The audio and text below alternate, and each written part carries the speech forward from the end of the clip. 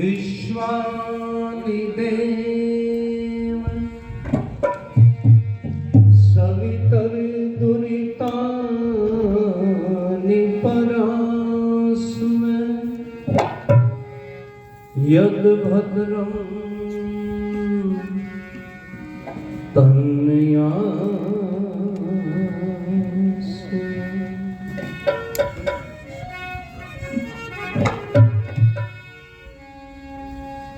ईश्वर बुद्धि दीजिए हे बुद्धि के भंडार,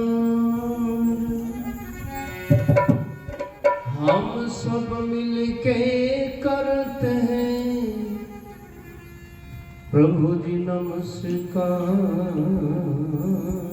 हरि एक ओम नाम सबसे बड़ा और उससे बड़ा न कोई, जो सुमिरन करे ओम का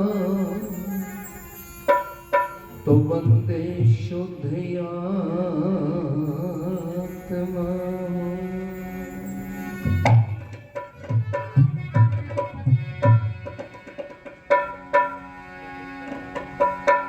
जगत में चिंता मिटी उन्हीं की, शरण में तेरी जो शरण में तेरी जो वही तो जग में हरे हरे, वही तो जग में हरे हरे, शरण में तेरी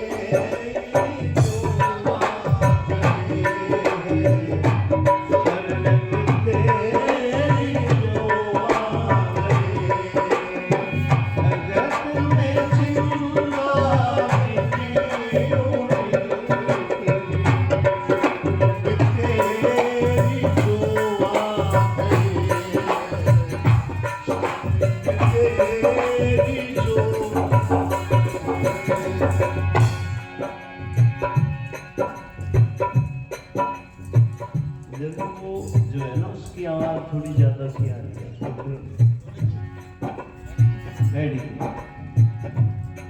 ये भी नहीं बोल रहा मेरी आवाज दस जैसे एक ये विशल कौन से में ये देखो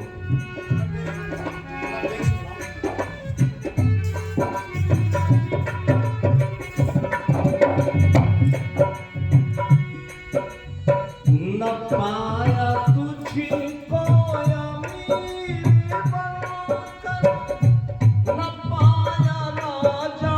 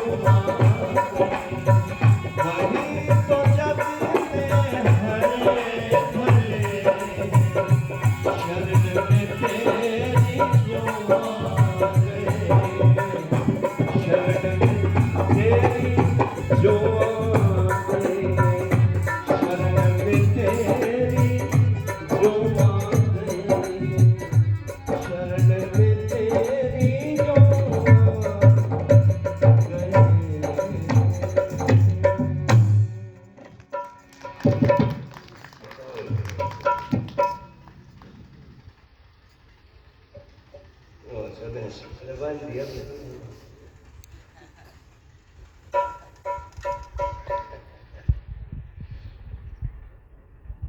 जगत के बहुत उच्च कोटि के विद्वान, बहुत सुंदर उद्बोधन जिनका अभी आप पर हम सुन रहे थे,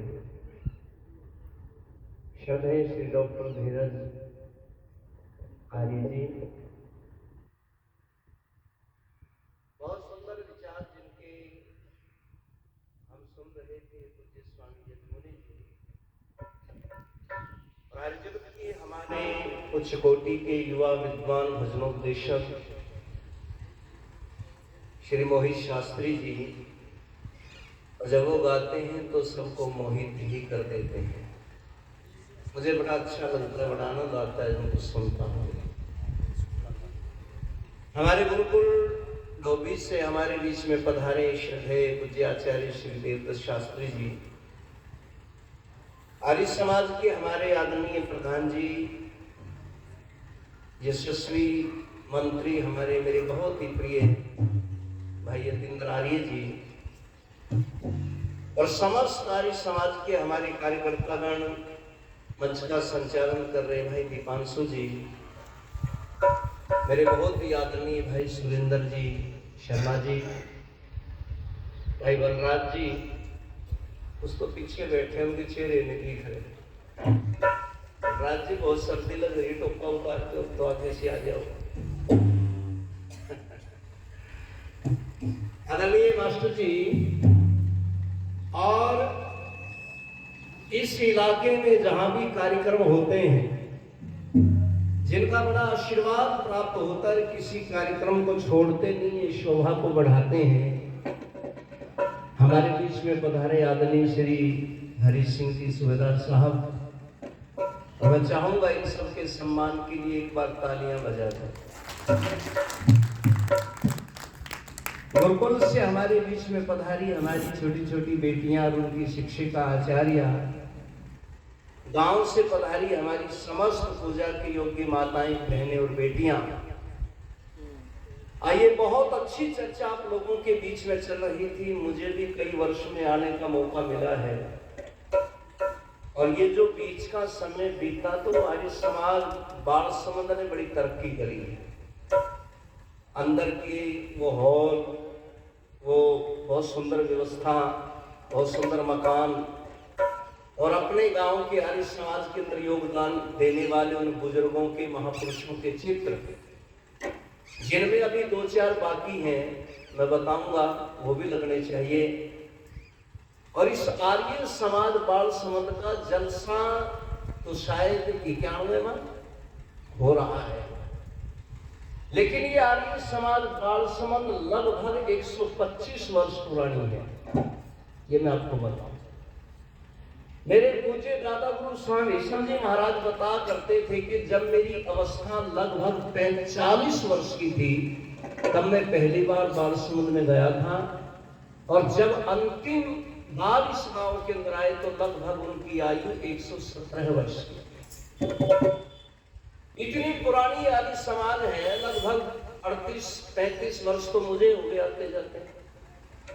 और अच्छा लगता है, बड़े उत्साह के साथ में आप इस कार्यक्रम को करते हो।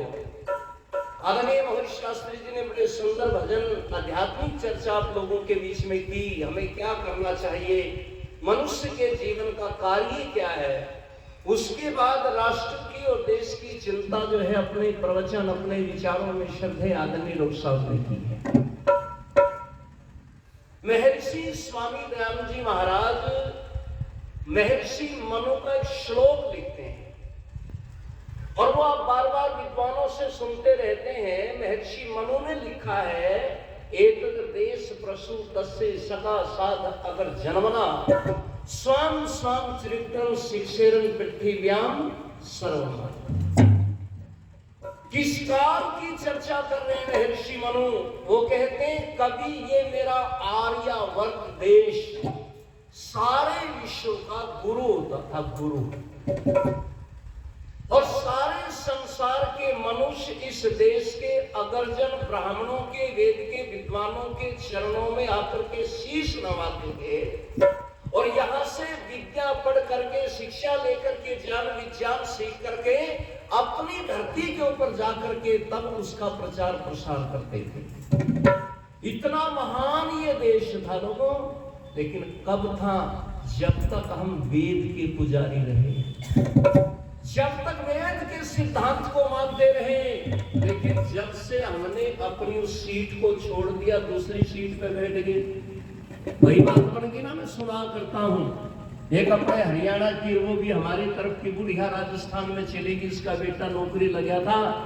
घर से कुछ खाने पीने का सामान तैयार किया, पोटली में बांधा, बर्तनों में डाला और ट्रेन में, रेल में बैठ गई, क्योंकि साधन वही थे उस समय। और जाकर के एक स्टेशन के ऊपर राजस्थान पे उतरी, लेकिन जहां बेटे की ड्यूटी थी वो जगह थोड़ी और आगे थी। उसने पूछा, भाई ये जगह कहाँ सी है, कितनी दूर है? किसी ने बताया, माता जी इतनी दूरी पे। भाई कोई सवारी जाती है क्या? उसने कहा, माता जी सवारी कुछ नहीं जाती, ट्रेन यहीं तक है, आगे ना बस जावे ना जीप जावे, कोई ऐसा साधन नहीं है। इसने कहा, बेटा फिर मुझे जाना जरूर है, मैं कैसे जाऊं? उसकी याद आ गया, बोला माता जी स्टेशन से बाहर खाली मैदान में कुछ ऊंटों वाले बैठे मिलेंगे और यहाँ तो यही सवारी है, बस किसी ऊंट वाले को बोल देना, वो 2-4 अन्य आपसे ले लेगा और वहां छोड़ आवेगा। बिना बोलते प्याले या भैंसा से जोड़ कर दीजिए बिना बोले। सुनो, तो माता जी बाहर गई मैदान में, तो बहुत सारे ऊंट बैठे थे। ऊंटों के मालिक एक पेड़ के नीचे बैठे अपना गपशप लगा रहे, बातचीत कर रहे। तो ये जाके बोल रहे, भाई कोई मने फला जगह छोड़ा होगा। एक उठा जट जिसका नंबर था, उसने कहा, माता जी आजा, मैं छोड़ गया।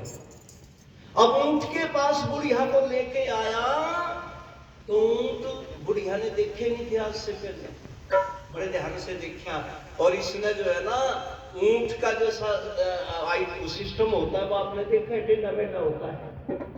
इसने ऊपर एक वो हिस्सा होता है बीच में ऊंचा सा, पीछे थोड़ी सी गहराई, फिर पीछे से 2 हाड़ से वो खड़े। तो ऊंट वाले ने वहां कपड़ा बिछा के जगह बना रखी बैठने के लिए, वाला हाथ का इशारा करके, माता जी बैठ जा।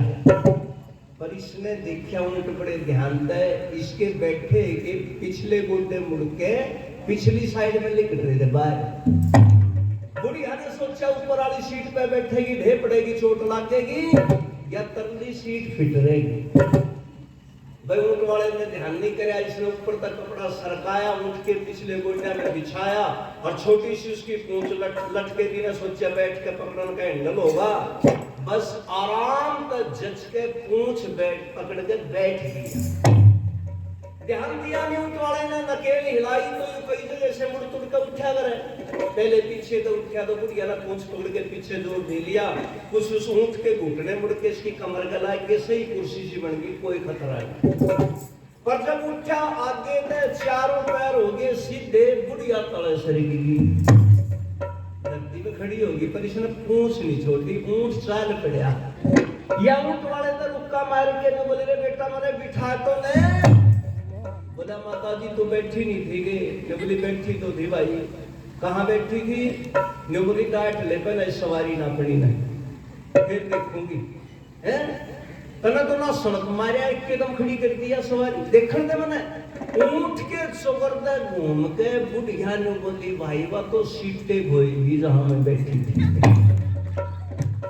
मतलब कहने का हमारी वो सीट गुम होगी रे बाबा। जो सारे संसार के अंदर जिसके कारण हम पूजे जाते थे, सदगुरु कहलाते थे, विश्व के सरताज होते थे, विश्व की चोटी इस देश को कहा जाता था, लेकिन वो सारी की सारी चीजें गुम हो गई। उसे पुनः लाने के लिए महर्षि स्वामी दयानंद जी महाराज आए और उन्होंने ग्रंथ लिखा, अमर ग्रंथ सत्या प्रकाश। लोगों ने पूछा, स्वामी जी पुराना वैभव फिर भी प्राप्त कर सकते हैं क्या? स्वामी जी ने कहा, प्राप्त कर सकते हो, लेकिन उसके लिए कुछ संस्कार डालने पड़ेंगे। और वो संस्कार डालने के लिए ऋषि ने एक श्लोक लिखा, दूसरे समोल्लास को प्रारंभ करते हुए, मातृमान, पितृमान, आचार्यमान, पुरुषों देगा। ये तीन गुरु होते हैं, तीनों बढ़िया होने चाहिए। ऋषि कहते हैं धार्मिक और विद्वान होने चाहिए। केवल धार्मिक होने से काम नहीं चलेगा, विद्वान भी हो। केवल विद्वान होने से काम नहीं चलेगा, धार्मिक भी हो। दोनों गुण इनके अंदर होंगे, तब राष्ट्र के अंदर उत्तम संतान का निर्माण करेंगे, और उत्तम संतान से ही राष्ट्र का उत्तम निर्माण होगा। तो बड़ा सुंदर सा एक प्यारा सा गीत लिख दिया पथिक जी ने, पहले भी सुना होगा आपने, तो सुनिए।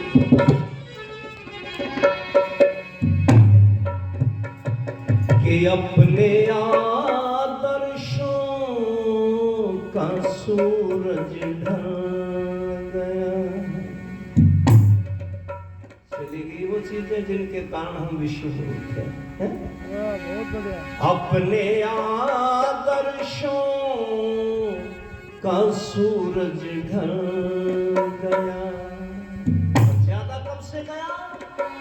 जब देश में चक्कर विदेशी चल गया। अपने आदर्शों का सूरज ढल गया। अपने आदर्शों का सूरज ढल गया। देश में चक्कर विदेशी चल गया। अपने आदर्शों का सूरज ढल गया।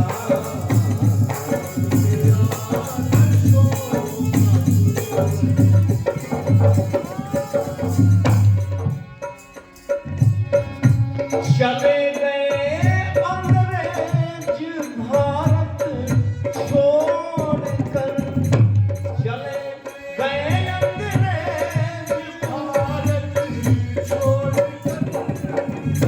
चले गए अंग्रेज भारत छोड़कर। वृक्ष तो सुनो, वृक्ष तो अंग्रेजियत का बन गया।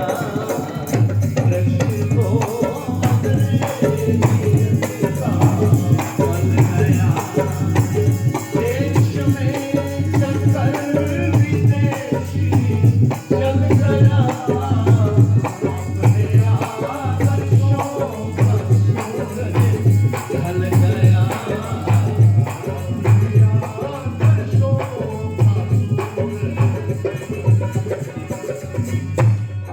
और कितना बड़ा नुकसान हुआ, कितनी बड़ी हानि हुई।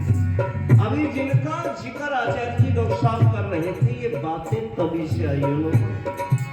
क्या हो गया? नग्नता दुनिया में बढ़ती जा रही।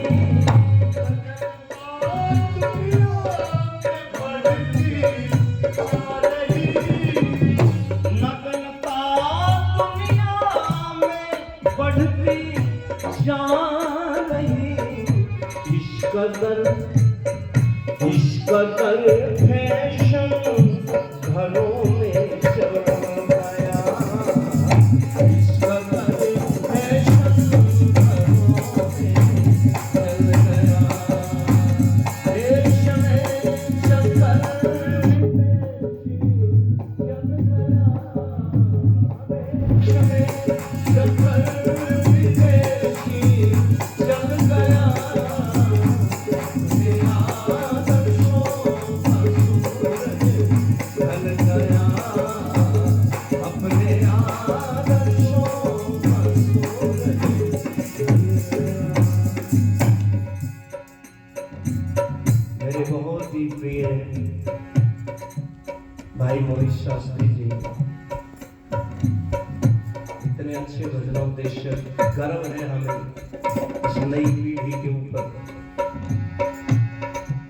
मैं वैसे प्रशंसा नहीं कर रहा मुंह के ऊपर, इस प्रशंसा से ये जो नवोदित भजनोपदेशक है ना, इससे प्रभाव कई बार अच्छा भी पड़ जाता, कई बार विपरीत भी पड़ जाता है। कई तो प्रशंसा को ऐसा पी जाते हैं और वो उसे आशीर्वाद के रूप में लेते हैं।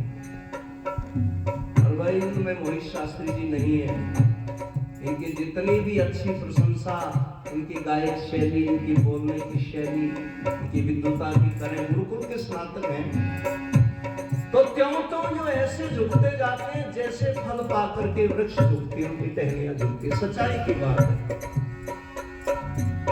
उन्होंने 100 रुपए मुझे दिए हैं, इसका मतलब मैं पुराना भी थोड़ा ठीक ठाक गा लूँ। बहुत आशीर्वाद उनको। 100 रुपए हमारे आदरणीय भाई जी अभी देकर के गए थे, कहाँ से नाम थे बता के गए। चलो धन्यवाद, आपने देख तो लिए। तो क्या हो गया तीसरी मास, बिजलियां ऐसी गिरी इस पेड़ पर, बिजलियां ऐसी गिरी इस पेड़, बिजलियां ऐसी गिरी इस पेड़ पर, सभ्यता का घोंसला ही जल गया, अरे सभ्यता का घोंसला ही जल गया। देश में चक्कर विदेशी जल गया, देश में चक्कर विदेशी जल गया, अपने आदर्शों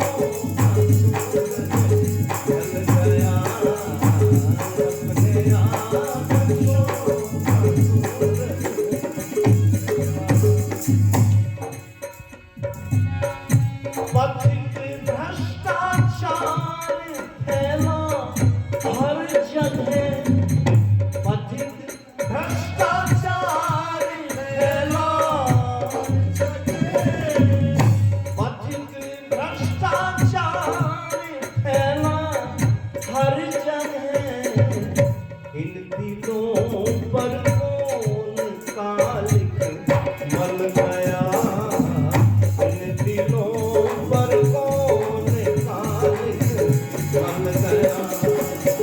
देश में चक्कर विदेशी चल गया, देश में चक्कर विदेशी चल गया, अपने आदर्शों पर चल गया, अपने आदर्शों पर चल गया, अपने आदर्शों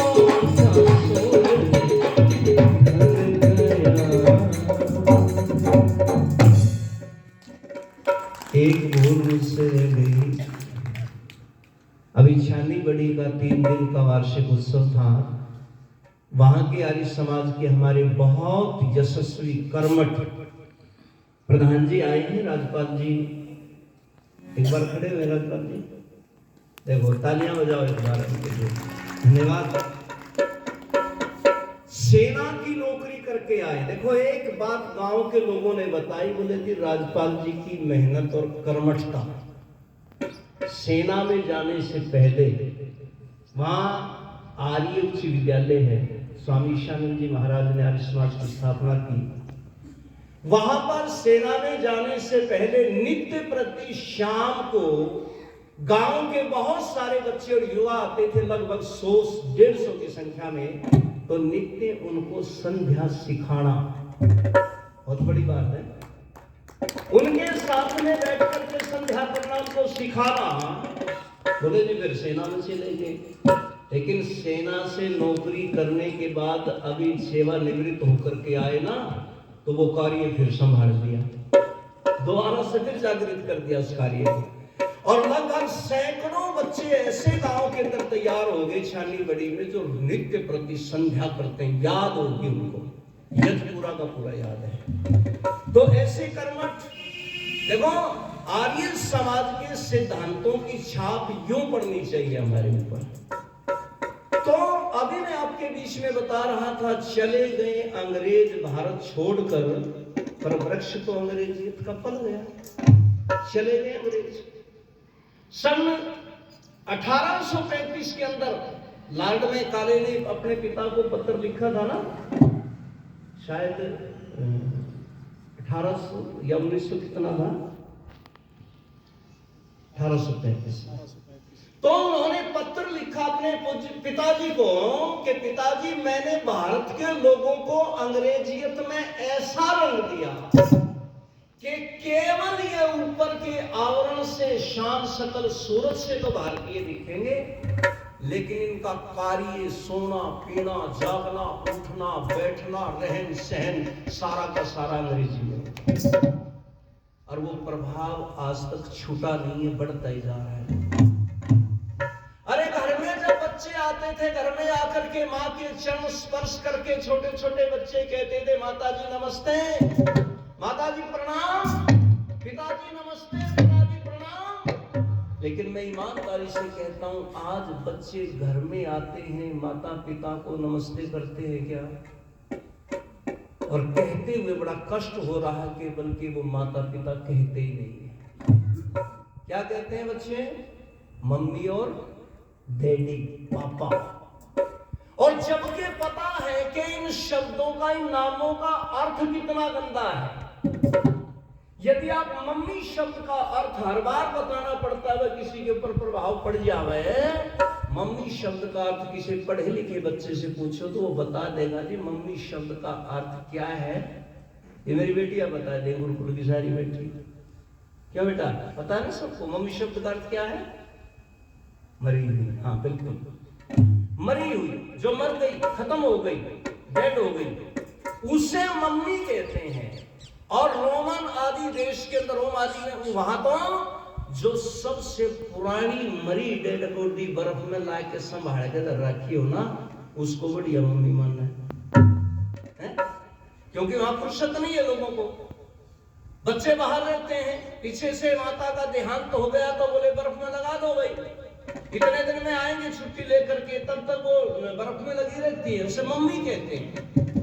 अरे हरियाणी इतनी राजी हुए है, जब छोटा सा बालक इसने पहली बार मम्मी कहना सीखे, गोदी में खाकर सारे मोहल्ले में घुमा देगी। ये फलाने की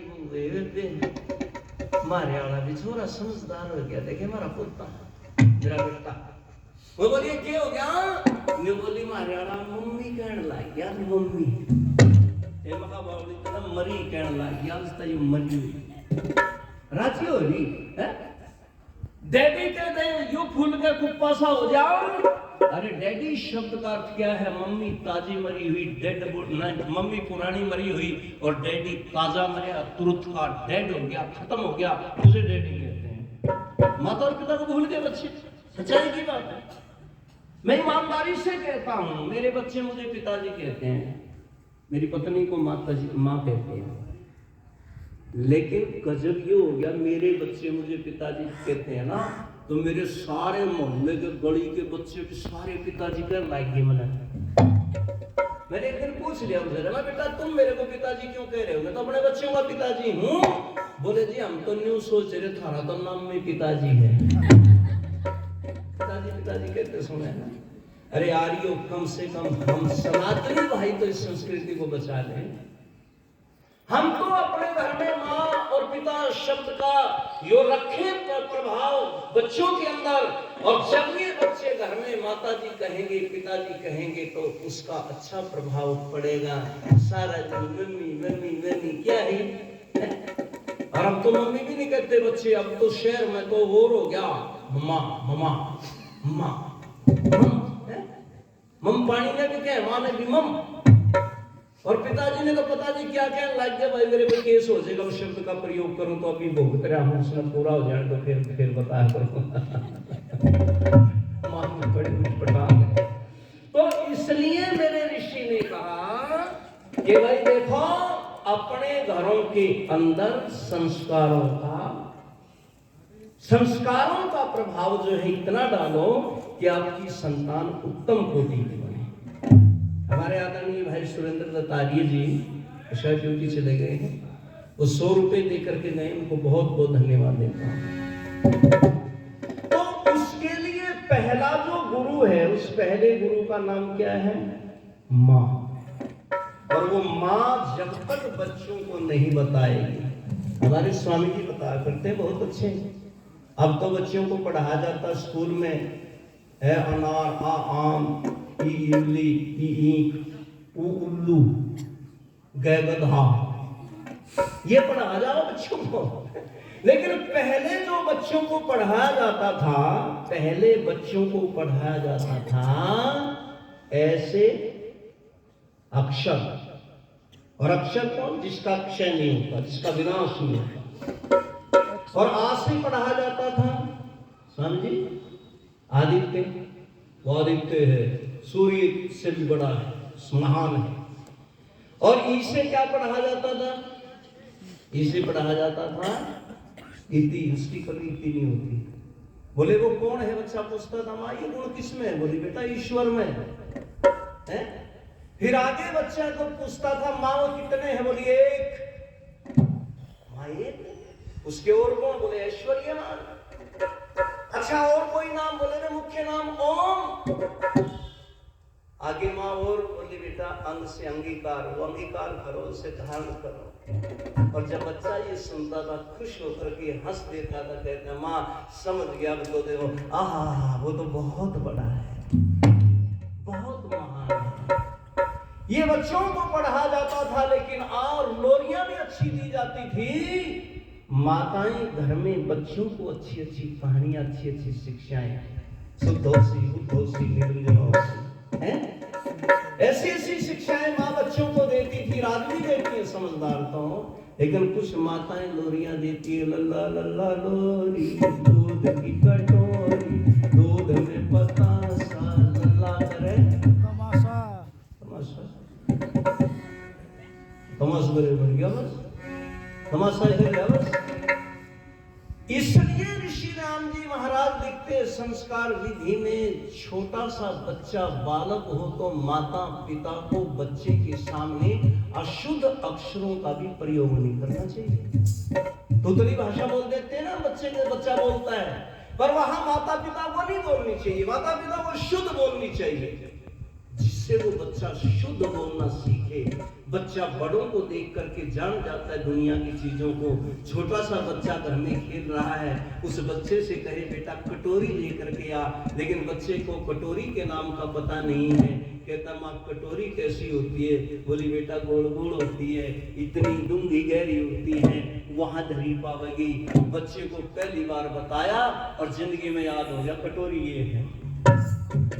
बच्चे से कहा बेटा चम्मच उठा के ला, वो चीज उठा के ला। बच्चा पूछता है कैसा होता है, तो बता दिया।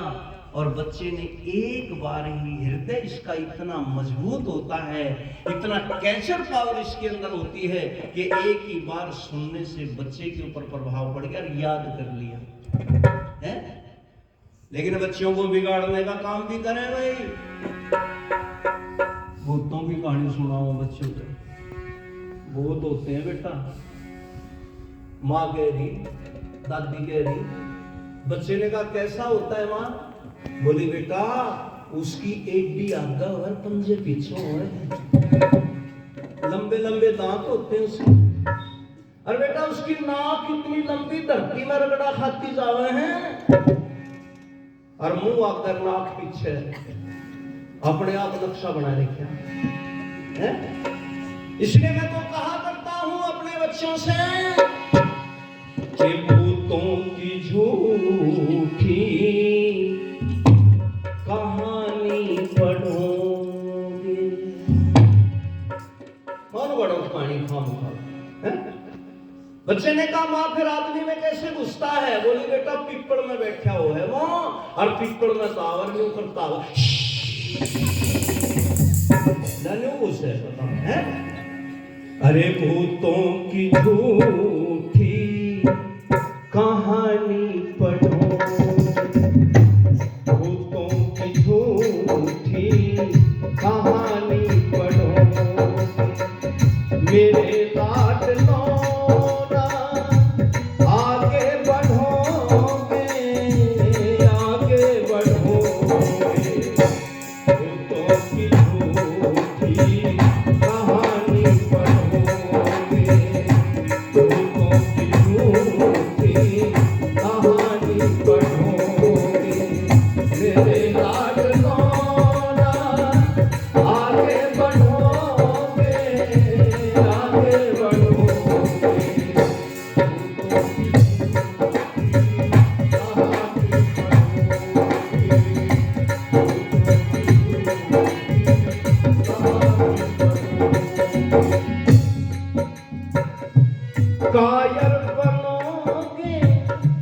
बात को डरोगे, कायर बनोगे, बात को डरोगे, डर कर पेशाब फिर बिस्तर में करोगे, डर कर पेशाब फिर बिस्तर में करोगे, बिस्तर में करोगे।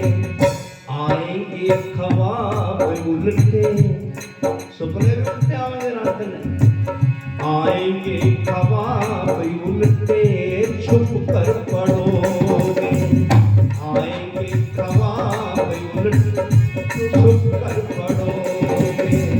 मेरे लाडलो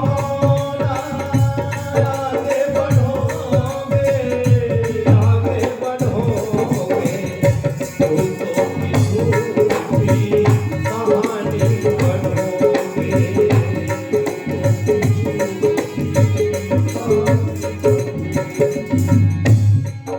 अच्छा, किसी ने यूं पूछ लो भाई भूत देखा नहीं है, हाँ कोई नहीं मरे। 5-6 वर्ष के बच्चे से लेकर के 70 साल 80 साल के बूढ़े ने बुढ़िया ने पूछ ले, देखा भूत? दादी तो ना भूत देखा ना भाई, देखा तो कौन है, देखा तो कौन है, फिर यह कहानी क्यों सुनावे? उनको मेरी सासू सुनाया करती, बहू भी सुनावे, अरे बात तू क्यों सुना रही बहन? मेरी सासू सुनाया करती, मगर सासू तो बड़ी भी कोई ना, तू क्यों स्कूल में गई? सासू वाली सारी बात मानती। सासू तो बैलगाड़ी में बैठ कर आई थी, तो महा स्कॉर्पियो में बैठ कर आई। सासू तो महा चुरमा ले आ करती, जब मामा का जा करती, अपने घर जा करती, माँ तू कुरकुरे जान लाई गई। सासू वाले सारे काम कर रही है। गलत काम अगर सास करती थी तो जरूरी थोड़ा है कि तुम वो करो ना, छोड़ो। इसलिए कोई भी हाथ नहीं भरता। और क्या कहते हैं,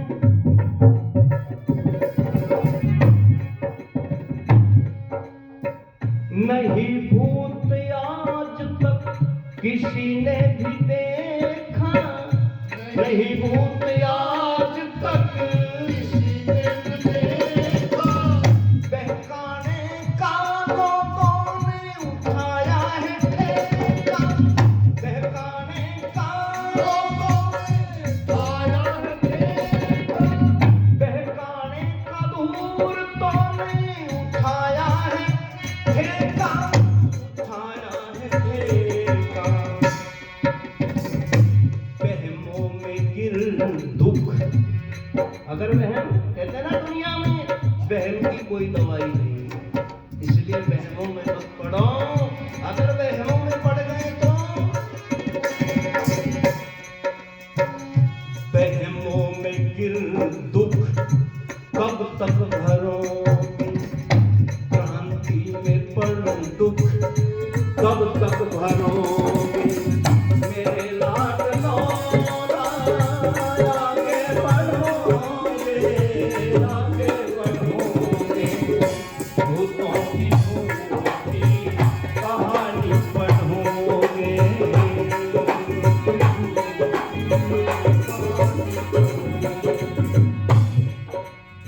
और फिर यूं कहती, महाराज भी भगत सिंह बन जाओगा, महाराज भी चंद्रशेखर बन जाएगा, हमारी बेटी भी बन सजा झांसी की रानी जैसे। हमने कहा बिल्कुल बन सकते हैं। बोले कैसे बनेंगे? मैंने कहा यूं बनेंगे, सुनो।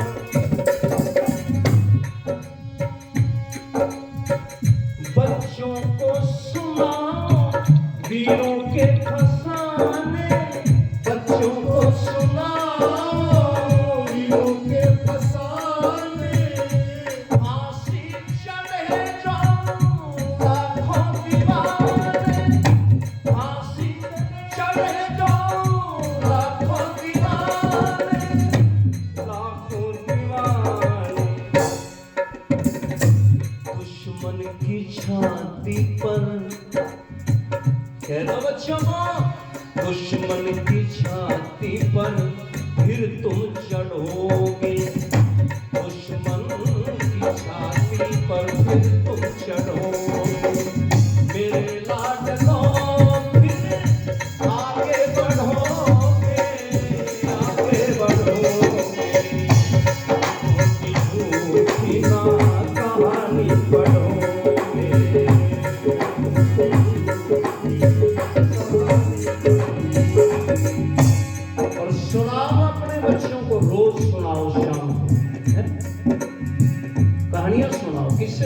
किनके सुना?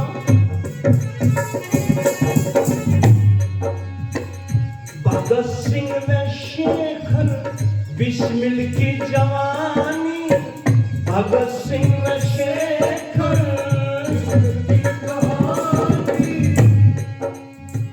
सुनाओ मैनावती झांसी की रानी, बढ़ाओ मैनावती झांसी की रानी, झांसी की रानी। कर कर के घर में बैठ जाओ बेटा, सारे मतलब की बात बैठ जाओ, शाबाश आ जाओ। कर कर के घर में ना फिर तुम पढ़ोगे, हरियाणवी शब्द है बिल्कुल ही, है ना हरियाणवी? वो इंटरव्यू चल रहा था ना, और इंटरव्यू में शर्त क्या थी? जो सबसे कम शब्दों का प्रयोग करेगा वो पास होगा।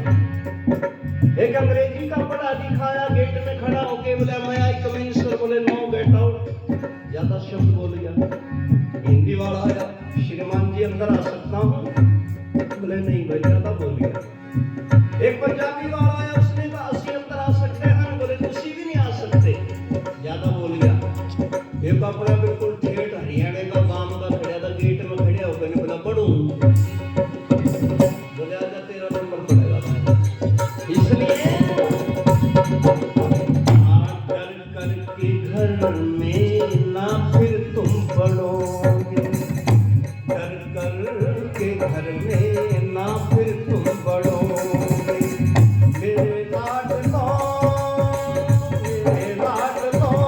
तुम आगे बढ़ोगे, आगे बढ़ोगे, भूतों की झूठी कहानी पढ़ोगे।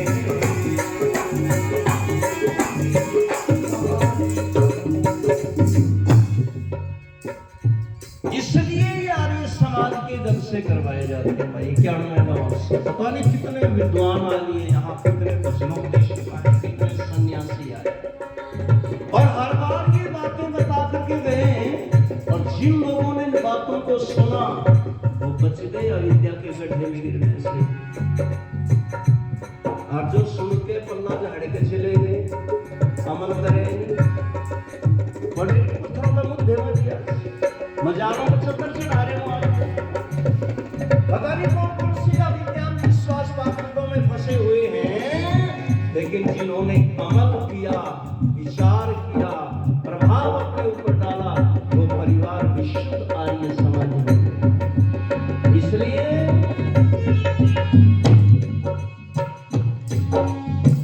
सुनाए यह राम निवास, सुनो ध्यान धर के, सुनाए ये राम निवास, सुनो ध्यान धर के। मुर्दे भी सुनकर उछल करके पड़ते, मुर्दे भी सुनकर उछल करके पड़ते, उछल करके पड़ते।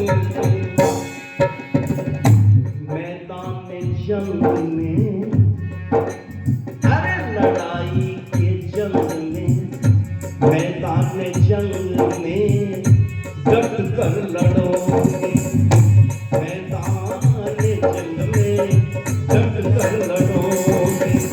मेरे लाडलो आगे बढ़ोगे, भूतों की झूठी कहानी पढ़ोगे, भूतों की झूठी कहानी पढ़ोगे। मेरे लाडलो आगे बढ़ोगे, आगे बढ़ोगे, जो भूतों की झूठी कहानी पढ़ोगे, भूतों की झूठी कहानी पढ़ोगे। और कहता ना भूतों की झूठी कहानी पढ़ेंगे, ना भूतों की झूठी कहानी सुनेंगे।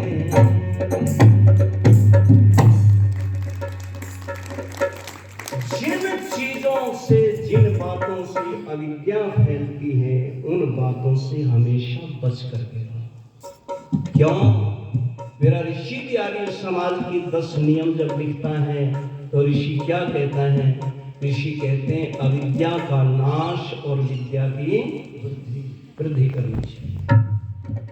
अच्छा, कुछ लोग कहते हैं कि दुखों का कारण क्या है? साधारण व्यक्ति से कोई पूछ ले कि दुखों का कारण क्या है, तो लोग क्या कहते हैं? बोलो जी, ये दुखों का कारण तो बीमारी है, रोगी है, वो भी दुखों का कारण, लेकिन पूर्णतः दुखों का कारण नहीं है। क्यों?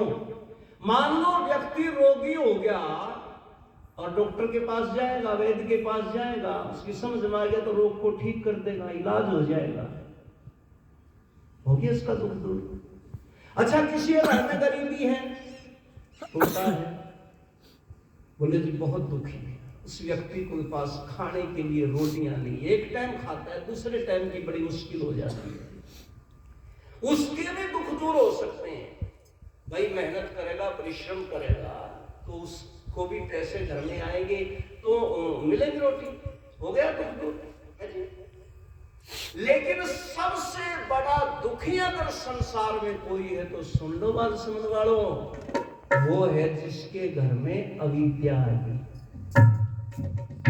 ये हमारे आदरणीय सूबेदार साहब हरि सिंह जी भाई हर जगह बड़ा आशीर्वाद देते हैं, आज भी 100 रुपए दे रहे हैं आशीर्वाद रूप में, धन्यवाद। और बुजुर्गों के लिए तो ताली बजा दिया, धन्यवाद। तो देखो, अविद्या, आप कहोगे जी अविद्या दुखों का कारण कैसे है? यूं है, आपने घटना सुनी होगी, याद होगी, 7-8 वर्ष शायद पहले की बात है, दिल्ली के बुराड़ी कस्बे में एक ही व्यक्ति घर का विद्या में फंसा, किसी तांत्रिक के चक्कर में आया, बोला रात को सपने आते हैं, पिताजी की मृत्यु हो गई थी, बोले पिताजी रोज सपने में दिखाई देते हैं, मेरे से बात करके जाते हैं और यूं कहते हैं बेटा मिलने के लिए आ जाओ स्वर्ग में और मिल करके तुम वापस चले जाओ। सारे परिवार के ऊपर उस अविद्या का प्रभाव ऐसा पड़ा, घर में 13 व्यक्ति थे, 13 आदमी, और सब ने उस मूर्ख की बात को मान लिया, सब उस अविद्या में फंस गए। और एक दिन तैयारी कर ली, घर में 13 बेंच, 13 रस्सी, 13 पाइप, 13 बल्लभ है, 13 कुर्सी, बर्तन भी 13, और नालायकों ने रात को सब ने एक ही बार फंदे लगाए और 13 की 13 फांसी के ऊपर झूल गए। लोगों ने लाशें निकाल करके 13 की 13 शमशानों में जलाई रे लोगों, ये है अविद्या। कितने बड़े बड़े दुख इस अविद्या के अंदर आ जाते हैं, इसलिए अविद्या सब दुखों का कारण है, सबसे बड़ा कारण है। इस अविद्या से बचो। ऋषि नाम जी महाराज ने कितना जोर दिया, ऋषि ने कहा कि यदि तुम अपने जीवन को बचाना चाहते तो अविद्याओं से, अंधविश्वासों से, अंध परंपराओं से बचो। आर्य समाज के अंदर यही तो बात है। अगर आप कहीं और जाएंगे तो वहां पर लोग क्या कहते हैं, आओ जी गुरु जी आए हुए हैं, गुरु जी के चरण स्पर्श करो, गुरु की हर बात को मानो। गुरु जी जो मुख से कहे ब्रह्म वाक्य और उसका उल्लंघन नहीं करना, गुरु जी कुछ भी कहे उसे अमृत समझ करके उसे पी जाना। और वहां पर वो पाखंडी धूर्त लाखों की भीड़ में बैठ करके इतनी बड़ी बड़ी झूठ बोलता है, इतनी बड़ी बड़ी गप्पे पेलता है, और आगे बैठे आपके अंदर नाट के पूरे क्या कहते हैं, सत वचन महाराज। लेकिन आर्य समाज में क्या कहा जाता है, वहां तो सत्संग के नाम पर भी गड़बड़ झाला। सत्संग नाम सत्संग, पर अंदर मटेरियल कुछ और, चीजें कुछ और मिल रही। इसे कहते हैं सत्संग। बस 5-7 मिनट बची है, इसलिए बस कुछ शब्द कह करके थोड़े से वाक्य पथिक जी ने जो लिखा है, बड़ा सुंदर सा गीत लिखा है। आर्य समाज क्या कहता है, अब यहाँ सत्संग सजाया जाएगा। आर्य समाज में यह कहते हैं सत्य बातें कही जाती है। अब यहाँ सत्संग सुनाया जाएगा, ऋषियों का संदेश सुनाया जाएगा। अब यहाँ सत्संग सुनाया जाएगा, ऋषियों का संदेश सुनाया जाएगा।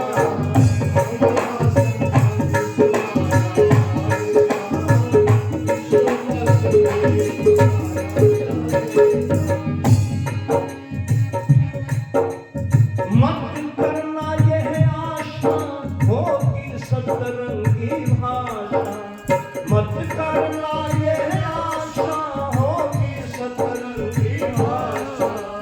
या सब लोग बुलाकर कोई खेल सिनेमा तमाशा दिखाया जाएगा। ऋषियों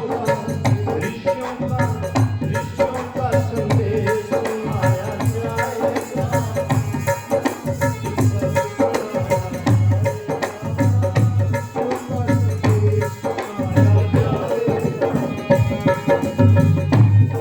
और क्या सिखाया जाता है आज समाज में?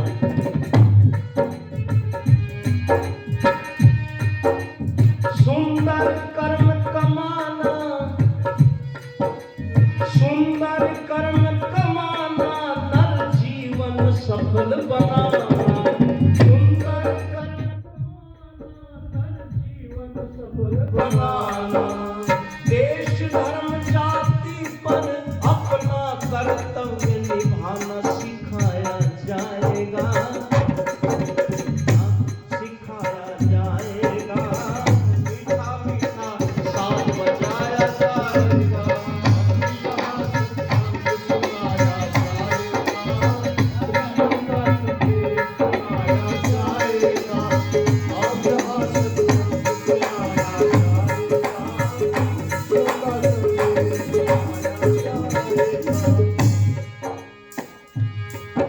इधर उधर के उन जरूर ग्रंथ जिनमें मनगढ़ंत कहानियां लिखी हुई है, कुंभकर्ण के 4-4 योजन की मूछ।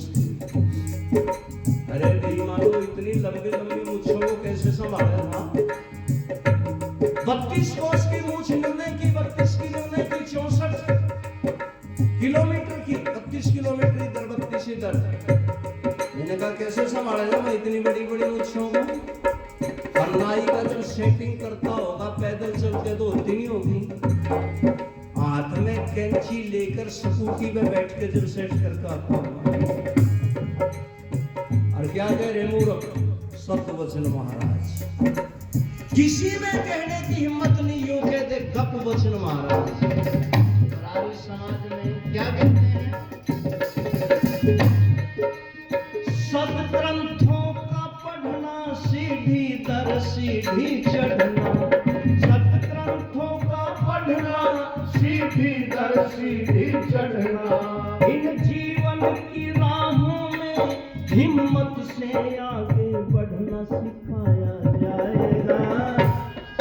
अरे ऋषियों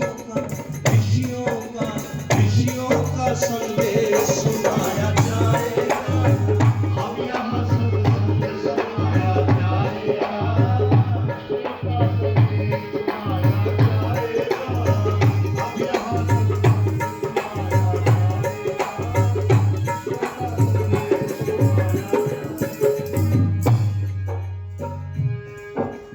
कहे पथिक जो योगी, बड़े बड़े योगी, विद्वत, प्रचारक, देशक, ऋषि, जिस बात को कहते थे आर्य समाज के मंच पर वो कही जाती है। कहे पथिक जो योगी, वह बात यहाँ पर होगी। कहे पथिक जो योगी, वो बात यहाँ पर होगी। ज्ञान की दवा पिलाकर, ज्ञान की दवा पिलाकर हर नया पुराना योगी।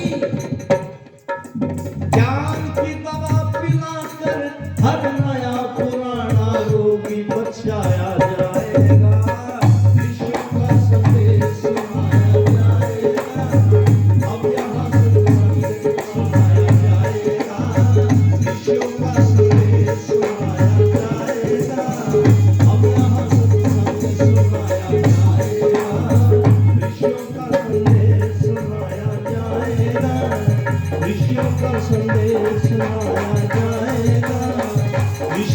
संदेश सुनाया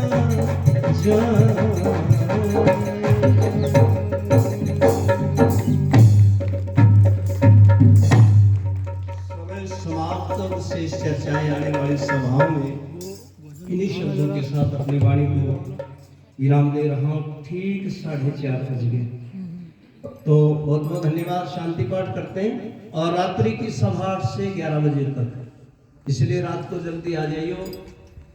मैं भी देखूंगा भाई बीच के इस पीरियड में कितने के लोग मन भूल गए, कितने के याद कर रहे हैं। तो रात को तुम भी सारिया बुला के लाइए एडोसन को रोशना था बनो कह दियो तो राम निवास आ जाए। मोहित ने तो जाने भी तो कई साल तक लगातार आ रहे तो। और आचार्य जी विद्वान है, देखो ऐसे विद्वानों के दर्शन करना। स्वामी जी आ रहे हैं ये हमारी गुरुकुल की बेटियां इतने अच्छे कर्तव्य दिखाती हैं, भजन गाती हैं, बहुत सुंदर आचार्य जी। और ये हमारी जो वहाँ की आचार्य हैं बहन, ये बड़ा इनका निर्माण करती है। और वो तो बातें आपको फिर बताऊंगा इस गुरुकुल की विशेषताएं क्या है। तो रात्रि को अधिक से अधिक संख्या में आना। अब शांति पाठ करेंगे और इस समय